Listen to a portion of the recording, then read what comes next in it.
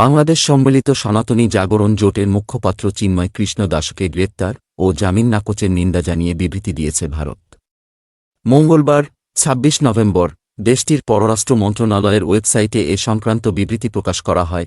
এ ঘটনায় উদ্বেগ জানিয়ে বিবৃতিতে বলা হয়, বাংলাদেশ সম্মিলিত সনাতন জাগরণ জোটের মুখপাত্র শ্রী চিন্ময় কৃষ্ণ দাসকে গ্রেপ্তার ও জামিন নাকচ করার বিষয়টি আমরা গভীর উদ্বেগের সঙ্গে লক্ষ্য করেছি।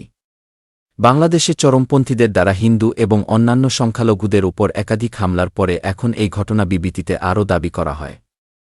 বাংলাদেশের সংখ্যালঘুদের বাড়িঘর ও ব্যবসা প্রতিষ্ঠানে অগ্নিসংযোগ ও লুটপাটের পাশাপাশি চুরি ও ভাঙচুর এবং দেবতা ও মন্দির অবমাননার একাধিক নথিভুক্ত ঘটনা রয়েছে।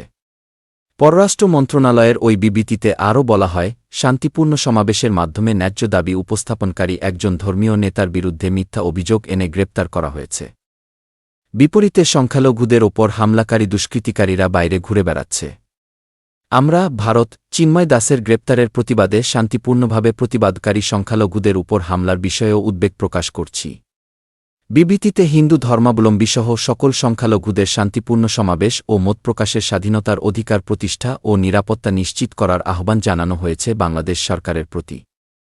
প্রসঙ্গত, চট্টগ্রাম নগরীর নিউ মার্কেট মোড়ের স্বাধীনতা স্তম্ভে বাংলাদেশের জাতীয় পতাকা অবমাননার অভিযোগে হওয়া মামলায় গ্রেপ্তার করা হয় চিন্ময় দাসকে।